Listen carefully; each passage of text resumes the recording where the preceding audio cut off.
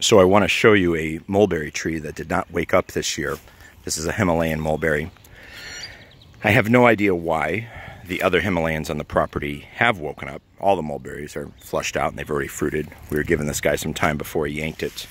I have a feeling, though, that because we have gopher, ground squirrel, whatever they are, activity in the area here, that they might have gotten to the roots.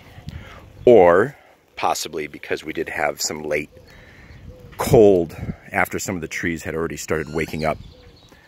I have had that happen once before in my yard. A white Pakistan mulberry had already started to wake up beginning mid-February, and then we had a week, no, excuse me, 3 nights of high 20s, low 30s. I think this was about 4 years ago.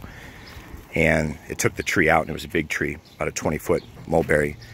So it was either that or the groundhogs, ground squirrels, gophers. Occasionally it's going to happen. Really nothing you can do about it. Fortunately, though, mulberries have a very high success rate. As long as you give them water, they'll live. But every now and then you're going to have one that's going to bite it. Like I said, really nothing you can do about it. Don't sweat it. Replace it. Don't be afraid to try another mulberry. Like all my other 600 mulberry trees have woke up and they're fine. Just this one didn't.